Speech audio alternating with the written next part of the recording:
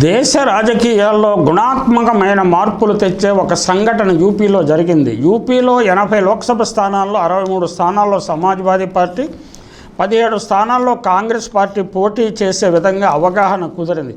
ఇటీవలి కాలంలో వరుసగా నెగిటివ్ వార్తలు రావటం వల్ల దిగాలుగా ఉన్న ఇండియా కూటమికి ఈ వార్త ఊతం ఇస్తుంది. యూపీ అసెంబ్లీ ఎన్నికల్లో కాంగ్రెస్తో ఒప్పందం కుదుర్చుకోకపోవటం వల్ల సమాజ్వాదీ అధికారానికి దూరమైంది. లోక్సభ ఎన్నికల్లో పొత్తు కుదుర్చుకోవటం వల్ల అధికారానికి దగ్గరవుతుందేమో చూడాలి. ప్రధాని నరేంద్ర మోడీ పోటీ చేస్తున్న వారణాసి సీటును కాంగ్రెస్ పార్టీకి వదిలివేయడానికి సమాజ్వాదీ అంగీకరించింది. కాంగ్రెస్ ఇక్కడ మోడీని ఓడించలేకపోయినా దేశవ్యాప్త ప్రచారానికి కాంగ్రెస్కు బాగా ఉపయోగపడుతుంది. గఠబంధన్ లేక పొత్తు ధర్మాన్ని కాంగ్రెస్ సమాజ్వాదీ పాటిస్తాయని దీనితో ధీమా ఏర్పడుతుంది. అలాగే మధ్యప్రదేశ్లో 28 పార్లమెంటరీ నియోజకవర్గాల్లో సమాజ్వాదీ పార్టీ కాంగ్రెస్కు పూర్తి స్థాయిలో మనస్ఫూర్తిగా మద్దతు ఇస్తుంది.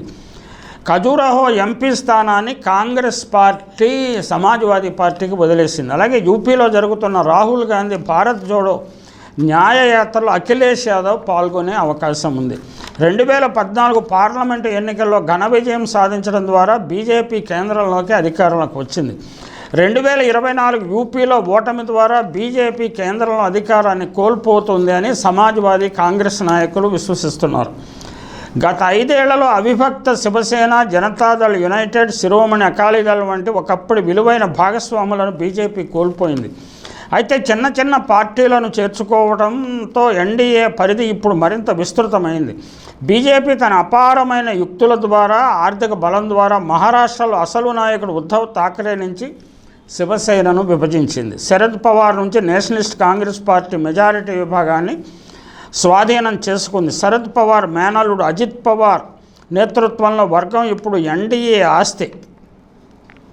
శరద్ పవార్, ఉద్ధవ్ ఠాక్రేలపై బీజేపీ మోపిన ఆరోపణలకు అజిత్ పవార్ శివసేనను చీల్చిన ఏక్నాథ్ షిండే ఆమోదయోగ్యతను కల్పించారు. లౌకిక సంకీర్ణ ప్రభుత్వానికి పతనానికి దారితీసిన నాటకీయ తిరుగుబాటు జేడీయూకు బీజేపీని తిరిగి పొందింది. విశ్వసనీయత కోల్పోయిన నితీష్ కుమార్ నాయకత్వంలో తిరిగి బీహార్లో అధికారంలోకి వచ్చింది. పంజాబ్లో ఆమ్ ఆద్మీ పార్టీని ఎదుర్కోవడానికి శిరోమణి అకాలీదళ్తో పునః చర్చలు ప్రారంభించింది.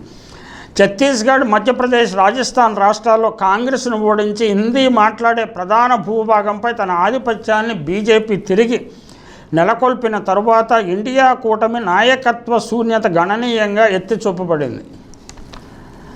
ఓటములతో కంగుతున్న కాంగ్రెస్ ఇప్పుడు తమిళనాడు, కేరళలో ఉన్న బలమైన మిత్రపక్షాల అండదండలతో దక్షిణాది వైపు చూస్తున్నది.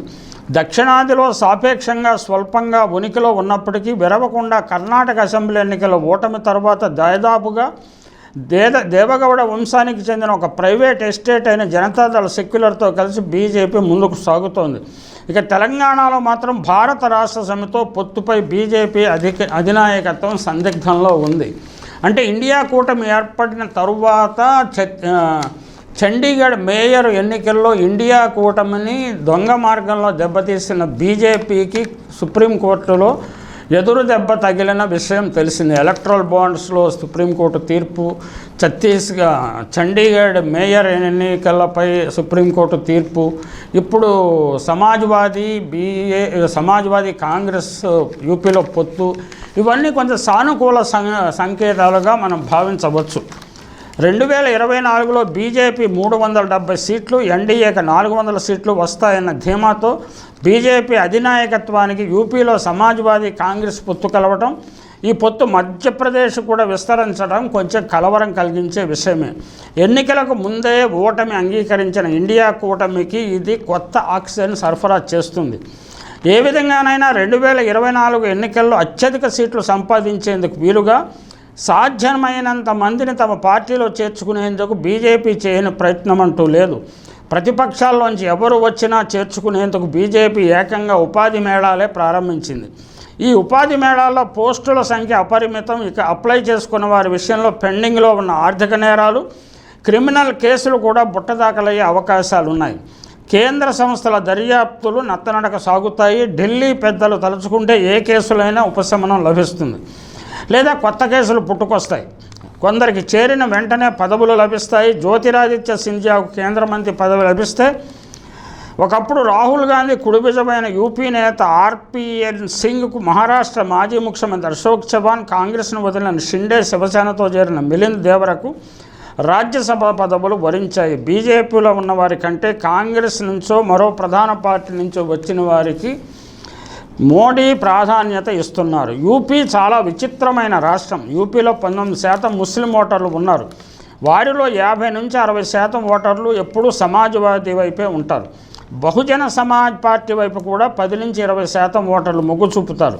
2024 ఎన్నికల్లో సమాజ్వాదీ కాంగ్రెస్ కూటమిగా ఏర్పడటం, మాయావతి పార్టీ బలహీనపడటం, రామమందిర నిర్మాణం తర్వాత హిందూ మిలిటెన్సీ పెరగటం వంటి కారణాల వల్ల ముస్లింలు అత్యధిక సంఖ్యలో సమాజ్వాదీ పార్టీ కాంగ్రెస్కి కూటమికి ఓటు వేసే అవకాశం ఉంది.